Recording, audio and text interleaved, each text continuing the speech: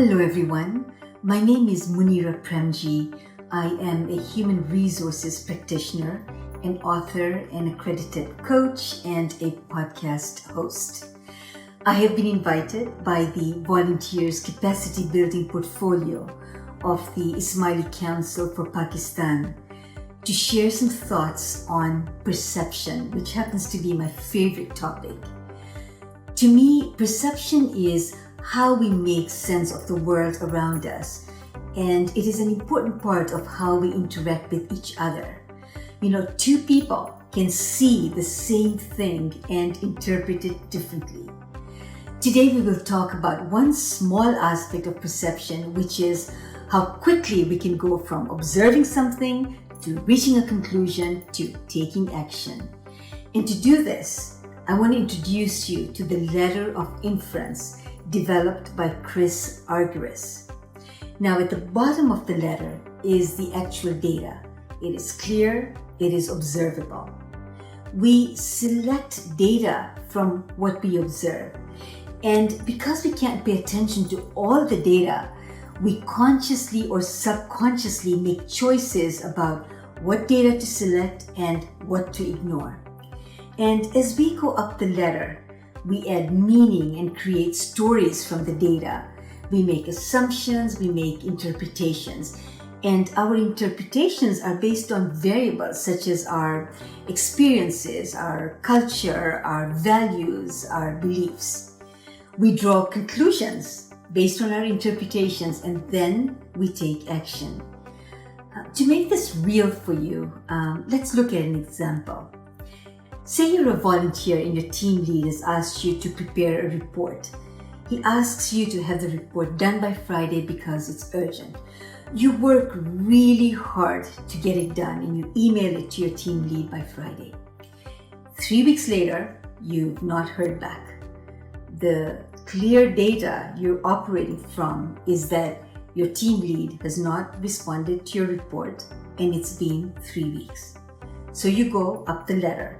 You make interpretations about this. Clearly he did not appreciate all your effort and research. And the more you think about it, the angrier you get. You draw the conclusion that, he does not value you, he's taking you for granted. So you then take action. You send an email to your team lead saying you're quitting the team. You have just gone up the ladder. Now, imagine your team lead calls you right away. And as part of the conversation, you say to him, "Did you see the report I sent you 3 weeks ago?" He could respond in a number of ways. He could say, "Yes, I got it. I just have not had a chance to review it." Or he could say, "I didn't. I just assumed you needed more time." Or he could say, "That was a fabulous report. I sent you an email right away. Did you not receive it?" Or he could say, "Sorry, my mom is being in the hospital and I'm really behind in stuff."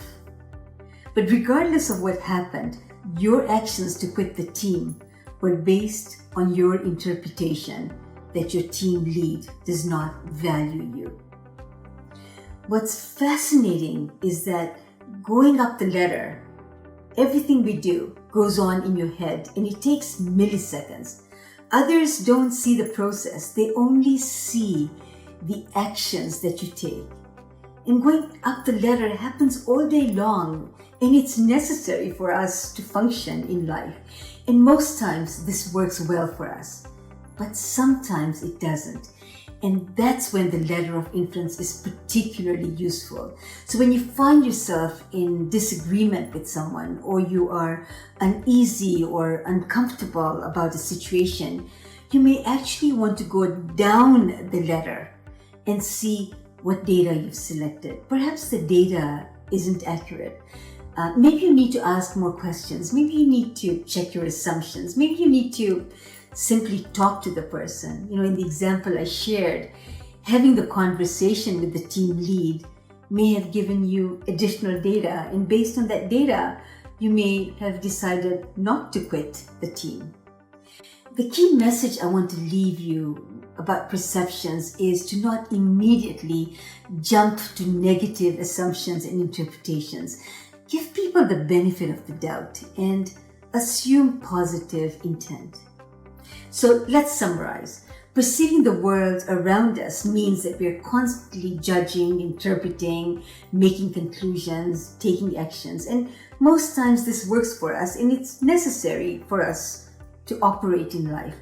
But sometimes it doesn't. And that's when we're in disagreement or we have strong emotions about something. The letter of inference lets us examine the process. Did we select the accurate data? Did we make the correct assumptions? Did we take the appropriate action? So using this tool can really help us improve our perceptual accuracy so we can take actions that make the most sense. And I'd like to end with a quote by Anais Nin, a writer who said, "We don't see things as they are.